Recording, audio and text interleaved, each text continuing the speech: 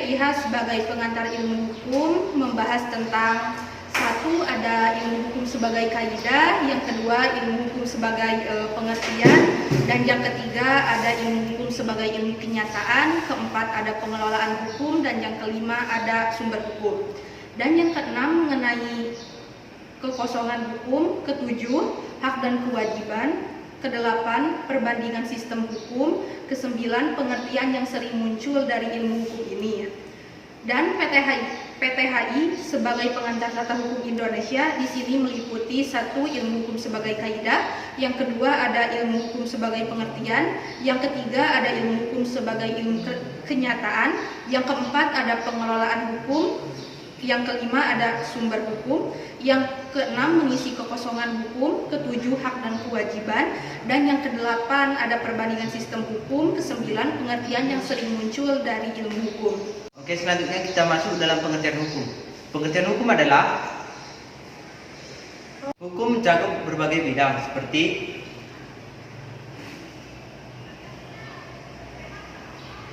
selanjutnya kita akan masuk ke tujuan hukum. Tujuan hukum memiliki 6 aspek. 1, 2, 3, 4, 5, 6. Selanjutnya kita masuk ke ciri-ciri hukum. Hukum juga memiliki 6 ciri-ciri. Selanjutnya kita akan memasuki jenis-jenis hukum.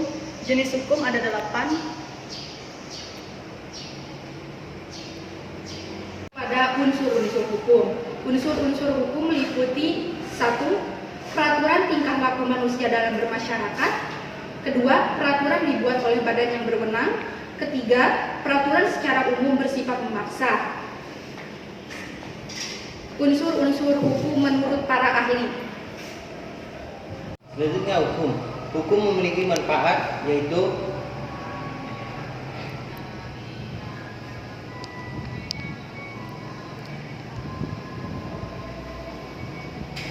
Selanjutnya pengertian peristiwa hukum. Peristiwa hukum adalah kejadian atau situasi yang dapat menimbulkan akibat hukum tertentu, baik berupa lahirnya hak, kewajiban maupun sanksi. Peristiwa hukum adalah suatu kejadian sosial yang diatur oleh undang-undang dan dapat menimbulkan hak atau tanggung jawab baru bagi individu, perusahaan, atau organisasi.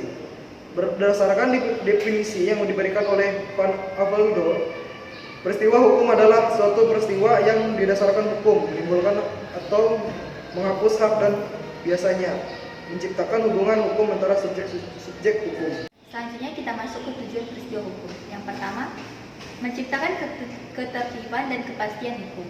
Yang kedua, menjaga keseimbangan kepentingan. Yang ketiga, mencegah terjadinya konflik. Yang keempat, melindungi hak-hak individu. Yang kelima, mempermudah interaksi sosial.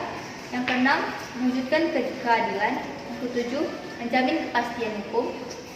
Kedelapan, mengatur tatanan sosial. Dan yang kesembilan, mendorong pembangunan. Ciri-ciri peristiwa hukum. 1. Mengakibatkan timbulnya hak dan kewajiban. 2. Diatur dalam peraturan perundang-undangan. 3. Mempunyai akibat hukum.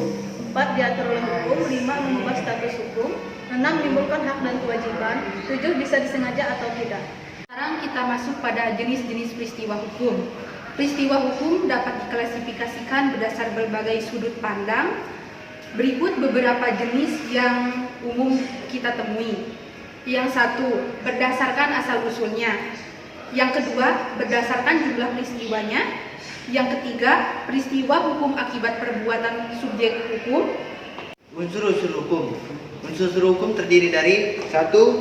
Subjek hukum, yaitu pihak yang terlibat dalam peristiwa hukum. Yang kedua, objek hukum, benda atau hal yang menjadi sasaran perbuatan hukum.